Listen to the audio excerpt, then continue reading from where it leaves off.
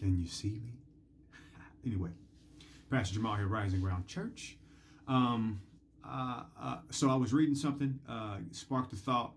Started thinking about the Bible. I was reading something about, the Bible talks about make the right division, make it plain. There's a lot of literature. There's a lot of things on, not being mentally lazy. So learning how to use your mind and your imagination to create. Now, I know a lot of us think that's new age. Maybe for some it is. Maybe some do it in a weird way. But I started to think about that. So I was like, well, I started to think about the Bible. So, and specifically the characters in the Bible. The ones that we know and love. There's a lot of characters that are wicked or whatever. But when we talk about the key players in the Bible, we know how the story ends. We know how the story goes. So I was thinking about it and I was like, wow, God has a way of showing us things that have always been there, but we didn't catch it. And sometimes it takes an outside, or what looks like an outside source, to give us a truth that's always been there. And that's where we have to be really careful, because we are so quick to judge and we don't realize God is in all things. God is everywhere.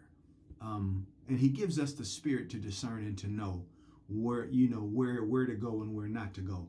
So I was thinking about that, and I was thinking about how God gave his key players their purpose at the beginning. So the beginning is, it could be the some portion of their life as a child. Maybe it's something that came down the line. Whatever their beginning was. We all know what it's like to have an instinctively organic thing in us that we are kind of drawn to, that God uses, or he will use for his kingdom and for the advancement. So I'm kind of going back and forth here because I have to read my notes. I ain't good like that. Anyway,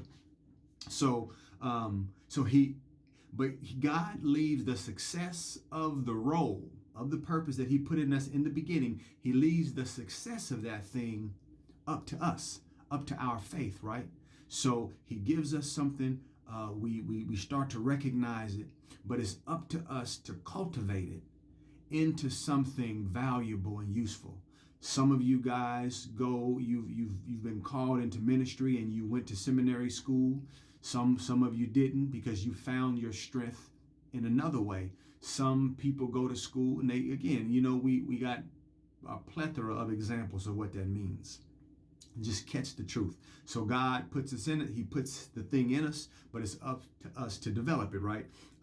So from the beginning and almost to the Bible's end, it shows us this reality. So what idea does the Bible point out? The idea is it reveals through the lives of its key players, those people, those characters that we know and we've grown to love in the Bible. It reveals the truth that is common to all men. It's a universal truth. It's a universal truth. When we allow ourselves to walk out the process, we simultaneously start to walk right into the purposed God-given destiny.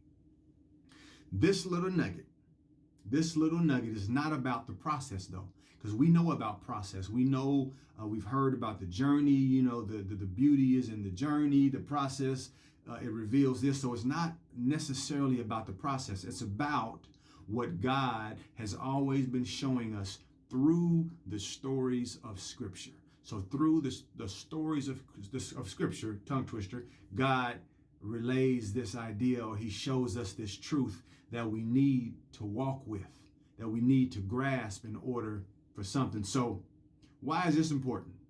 It's important because when we can release our ritualistic understandings of God's ways, then we can truly start benefiting from his truth, and we can start exercising our authority correctly.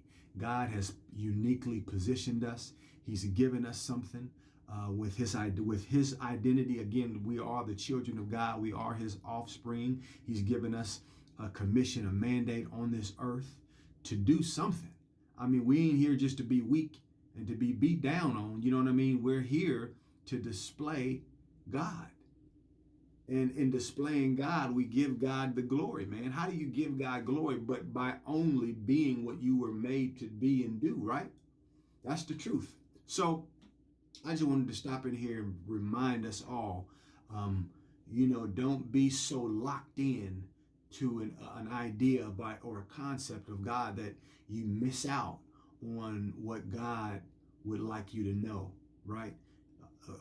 You can't put new wine in old wineskins. We'll say it until we're gone.